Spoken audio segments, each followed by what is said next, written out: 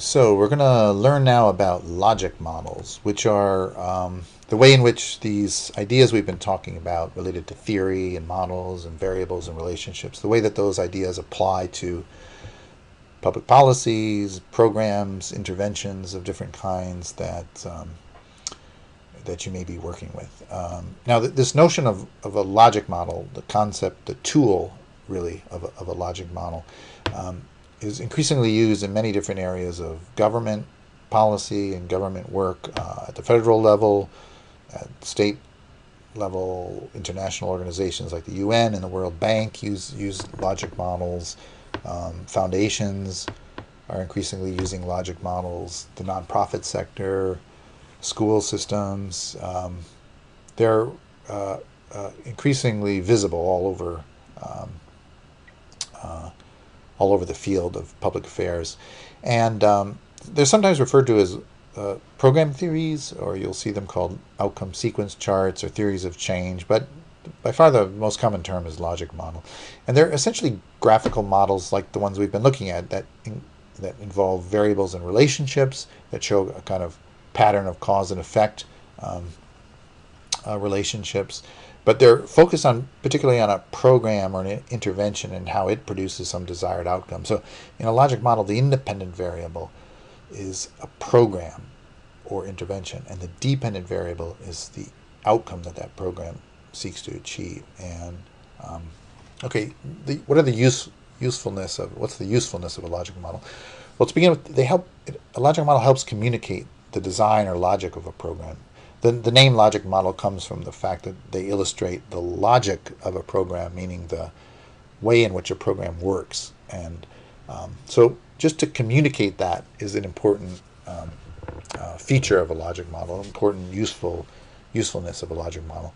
Um, th- but they also help identify performance indicators. Often you need to monitor or track a program, and you may not know what to pay attention to, and the logic model can help focus that effort.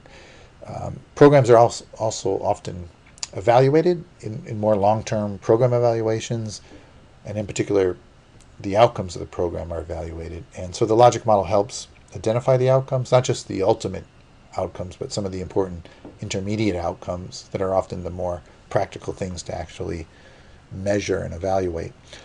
And finally, logic models can suggest the potential weaknesses in a program, logical weak links in a program, even without collecting data. Simply by looking at it, you may discover ways in which the program ought to be redesigned or improved. Okay, so in this course, we're gonna practice the skill of creating a logic model, and I hope you take out of this course that skill, and you take it with you, because I think it's a useful skill to have.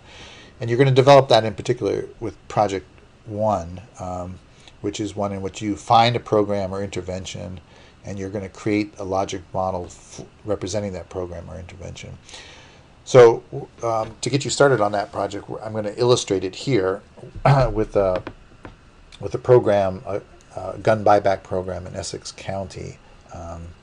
There's also a small group exercise where you're gonna get to practice this a bit more on your own. But I think it would be useful to start with this video, and see how I go about it with the Essex County gun buyback program.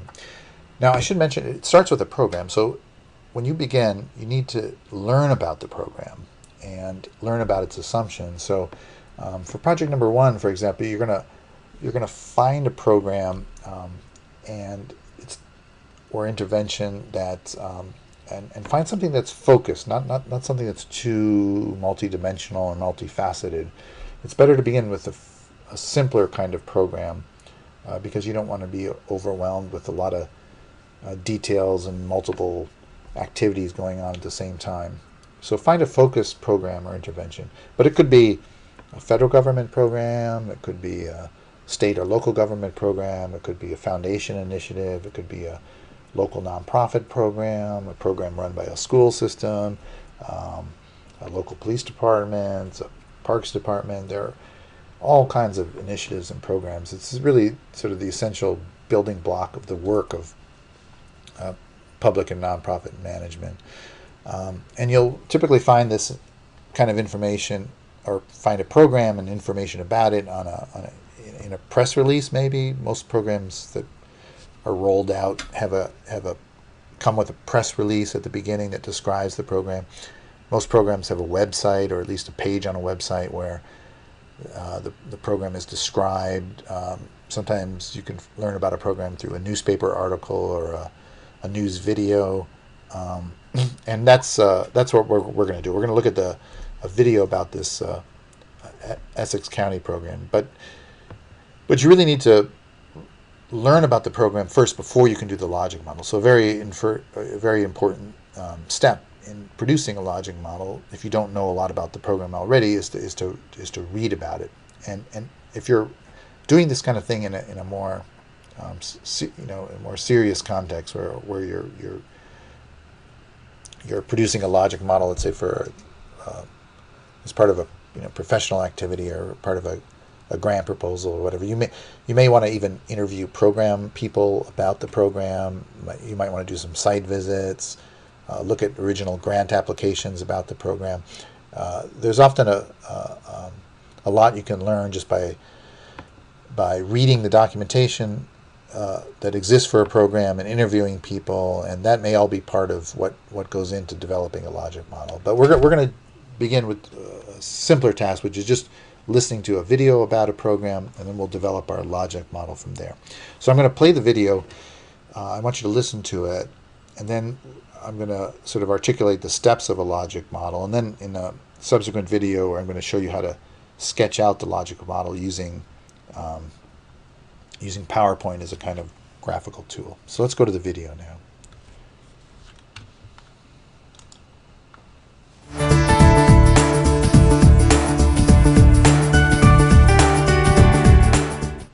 Authorities laid out the vast array of firearms collected during the two-day Essex County Cash for Guns program. All total, there are 1,770, which doesn't surpass the 2,600 weapons turned in during last month's state-sponsored gun buyback in Trenton, but it's a record in Essex County. This is 1,000 more than the last gun buyback in Essex County. The weapons collected, no questions asked, varied from small handguns to assault rifles, including an AR-15 rifle, a similar type of weapon used in the Newtown, Connecticut school shootings. A lot of the people that were bringing the guns in they just didn't want the gun in their home anymore.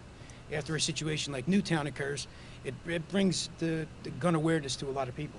Out of the 5 Essex County municipalities that participated in this gun buyback initiative, Montclair collected the most with 716 firearms. That's more than double the amount turned in here in Newark. While our numbers, beat everybody's rather substantially, I think it's important to note that, someone can go to a suburban area of Essex County, steal a weapon, and again use it in an urban area. So the idea that it's gone, I think is important. Of the 1,770 guns here, 70 are illegal. Only one was recently used in a shots-fired incident in Newark, which begs the question, is this program getting guns out of the hands of criminals or just law-abiding citizens? You can't tell me that 3 less Uzis and 1 less AR-15 and a pen gun, what other use does a pen gun have other than to conceal it and to go kill somebody? These are weapons that are designed, many of them, to cause harm. Look at this table. I mean, this is an arsenal that could fuel a small war. This is going to make our community safer. Every gun is reflective of 1 less funeral, 1 less suicide, or 1 less homicide in our community. All total, 5,400 weapons have been collected as a result of the 3 state-sponsored gun buybacks. For NJ Today, I'm Desiree Taylor in Newark.